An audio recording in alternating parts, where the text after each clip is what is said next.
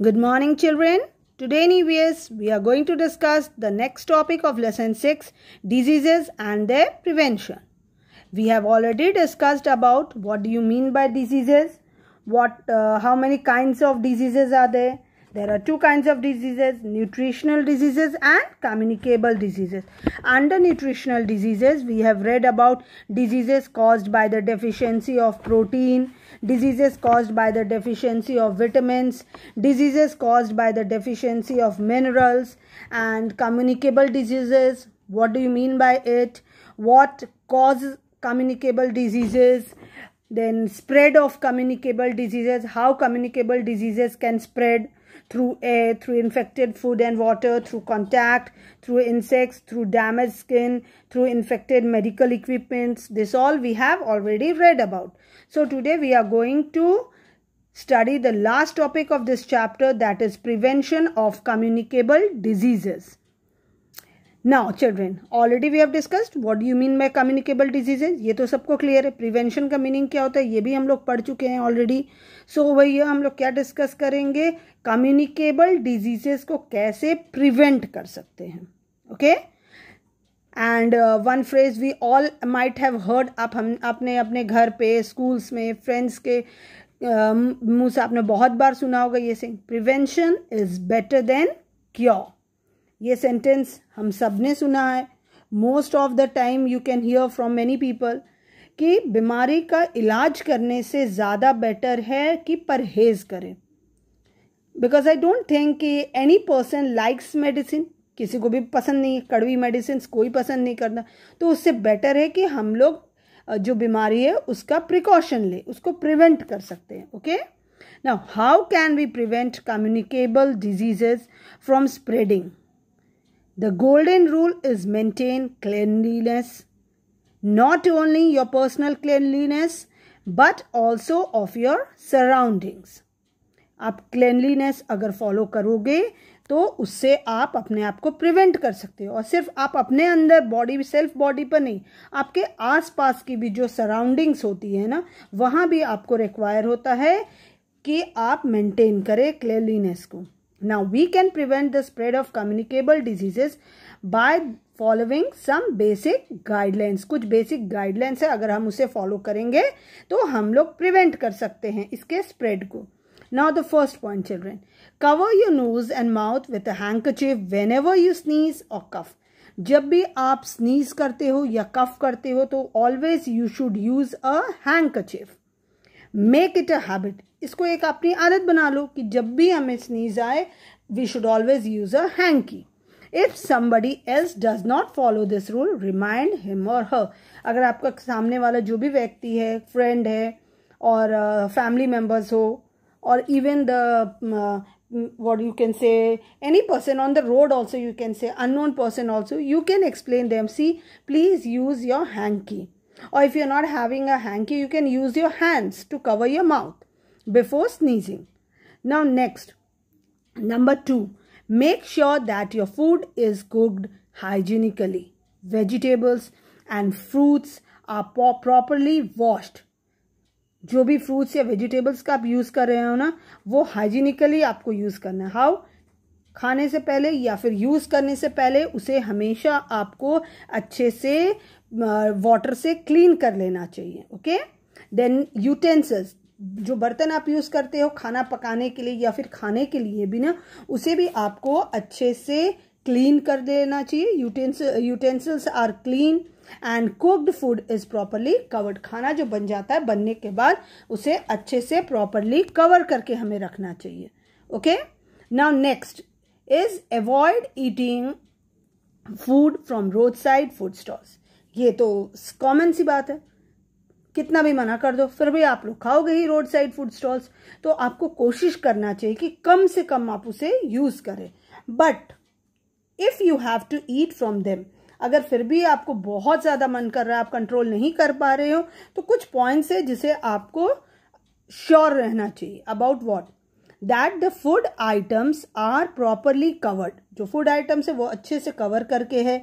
There is no garbage near the stall. Stall के आसपास कोई गार्बेज नहीं होना चाहिए, कोई गंदगी नहीं होनी चाहिए. और जो वेंडर है उसे हमेशा क्लीन क्लोथ्स पहन के रहना चाहिए and even he should use the gloves, उसे ग्लव्स भी ज़रूर यूज़ करना चाहिए। ड्रेसअप भी नीट एंड क्लीन, वो खुद भी हाइजीनिक होना चाहिए और ग्लव्स पहने हुए रहना चाहिए। Next comes tap water is often contaminated, so use a water filter or boil water and store it in a clean container with a lid। जो टैप वाटर आप यूज़ करते हो, ऑब्वियसली टैप को तो रोज रोज कोई क्लीन नहीं कर सकता है, वाटर पाइप्स को भी ओकेजनली वी डू। तो आपको क्या करना चाहिए, जो वाटर आता है उसमें तो गंदगी रहती, तो इसलिए हमें हमेशा वाटर फिल्टर का यूज़ करना चाहिए। अगर बाई चांस आपके यहाँ वाटर फिल्टर नहीं है then you can boil the water and store it in a clean container. Clean container में बॉइल्ड वाटर को आपको लिड के साथ में रखना चाहिए। लिड मीन्स उसका जो कवर होता है ना, ढक्कन, तो उसे अच्छे से ढक कर रखना चाहिए ताकि उसमें कोई बैक्टीरिया या कोई जर्म्स ना आ जाए, ओके, डर्टी ना हो जाए। Next comes avoid meeting a person suffering from a communicable disease. अगर आपको पहले से पता है कि कोई पर्सन कम्युनिकेबल डिजीज से सफ़र कर रहा है तो आपको हमेशा उस पर्सन से मेंटेन करके रखना चाहिए व्हाट, डिस्टेंस, ओके, उससे आपको हमेशा डिस्टेंस मेंटेन करके रखना चाहिए ताकि आप तक वो जो पर्टिकुलर पर्सन जो सफ़र कर रहा है किसी डिजीज से, कम्युनिकेबल डिजीज से, वो आपके अंदर ट्रांसफ़र ना हो जाए, okay. Next comes hospitals and clinics are not the places for healthy children to visit. कभी भी बच्चों को, छोटे बच्चों को हॉस्पिटल या फिर क्लिनिक्स में अनयूजुअली कैरी नहीं करना चाहिए जब तक उनकी बहुत ज़्यादा ज़रूरत ना हो। You might have heard also, बड़े बड़े जो बिग बिग हॉस्पिटल्स होते हैं ना, वहाँ पर क्लियरली मेंशन रहता है कि childrens are not allowed to visit, understood. So ये आपको, क्योंकि बच्चे जो होते हैं उनकी इम्यूनिटी पावर वीक होती है और बहुत ईजिली डिजीजेज वो कैच कर लेते हैं।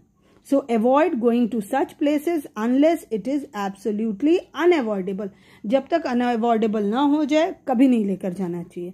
Next, the clothes, towels and other personal items of an infected person should be kept in a separate room away from others to stop the germs from spreading।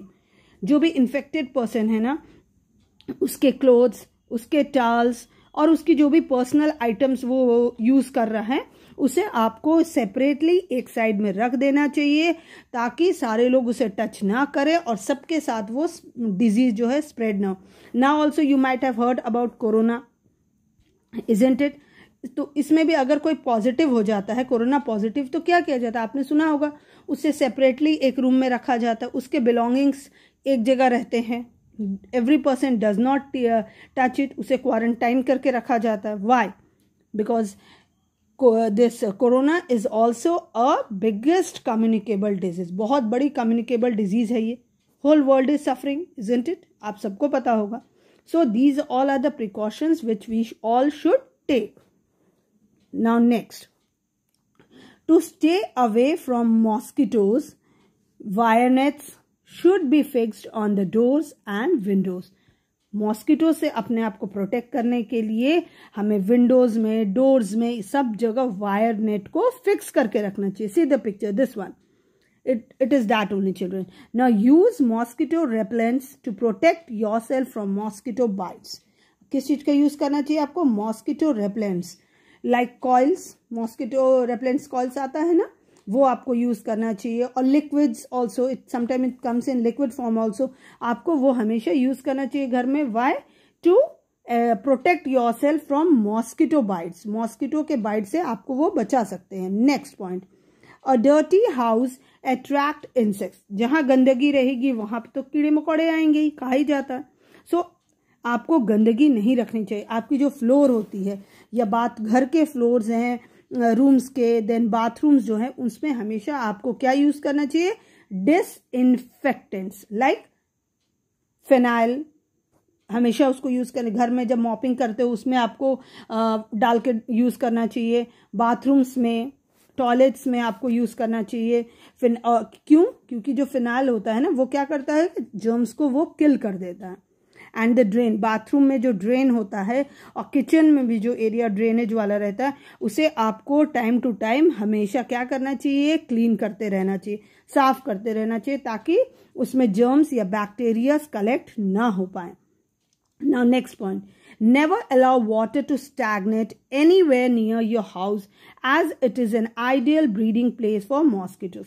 घर पर या घर के आसपास, घर के छत पर कहीं भी आपको वाटर जो होता है ना, पानी को इकट्ठा नहीं होने देना चाहिए. क्यों? क्योंकि जहां भी पानी इकट्ठा रह जाता है कुछ दिनों तक, ऑब्वियसली उसमें क्या आ जाते हैं, मॉस्किटोज ब्रीड करते हैं, different kinds of dangerous ones mosquitoes.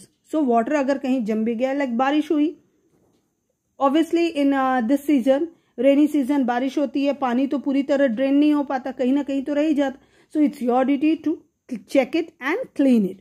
If there is stagnant water near your house, put a few drops of kerosene or petrol in it. अगर आपके घर के अंदर तो आप कर दोगे, लेकिन घर के आसपास कहीं ऐसे एरिया में वाटर स्टैग्नेट किया है जहां से आप क्लीन नहीं कर सकते हो, तो आपको क्या करना चाहिए, you should put some few drops of kerosene oil या फिर पेट्रोल उसमें डाल देना चाहिए. क्या होगा उससे, वो भी एक डिसइंफेक्टेंट का काम करता है वहां पे, उससे जितने भी जर्म्स या मॉस्किटोज उसमें ब्रीड करे वो सारे किल हो जाते हैं. Okay, now next point, it comes, never move barefoot anywhere. कभी भी हमें नंगे पांव कहीं भी नहीं घूमना चाहिए. क्या होता है, नंगे पांव इजीली जो बैक्टीरियाज होते हैं ना, वो आपके लेग से बॉडी के अंदर गेट इन कर लेते हैं. Okay, never forget to wear shoes while going to a park, ground और एनी अदर ओपन एरिया. घर से बाहर निकलते वक्त कभी भी आपको बेयरफुट नहीं जाना चाहिए, नंगे पांव नहीं चलना चाहिए. पार्क में जाओ, ग्राउंड में जाओ या किसी भी ओपन एरिया में जाओ, आपको हमेशा स्लीपर शूज आपको वेयर करके रहना चाहिए, so that the germs should not enter your body. Next, always wash the thermometer with an antiseptic liquid like Dettol before and after using it. किस चीज में, थर्मामीटर को यूज करने से पहले भी एंटीसेप्टिक लिक्विड यूज करना चाहिए, उसमें इसमें डिप करना चाहिए लाइक डिटॉल एंड ऑल, और यूज करने के बाद भी डिटॉल यूज करना चाहिए. वाई? क्योंकि अगर बाई चांस सोच लीजिए कोई इन्फेक्टेड पर्सन ने उसे यूज किया है, आप सिंपली उसे रख दिए हो और अगेन समवन एल्स जो कि इन्फेक्टेड नहीं, अगर उसने यूज कर लिया उसे, तो सारे जर्म्स और बैक्टीरिया जो है ना, वायरसेस, वो सब वो उस पर्सन जो अनइन्फेक्टेड पर्सन है उसके बॉडी में एब्जॉर्ब हो जाता है, gets in. Okay, now disposal syringes are best to use. disposal syringe जो होता है ना, syringe मीन्स जो इंजेक्शन लगता है तो यूज होता है ना, that is syringe.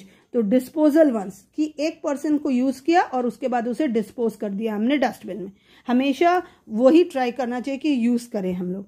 Such syringe, इस टाइप के जो सिरिंज होते हैं ना, इसे यूज करने के बाद डिस्ट्रॉय कर देते हैं, तो क्या होगा, अनदर पर्सन को उस सिरिंज का यूज नहीं होगा. So we are protected, isn't it? So with this, we have completed the chapter. Read completely the chapter and do try to find out the answers, children. Okay? Thank you.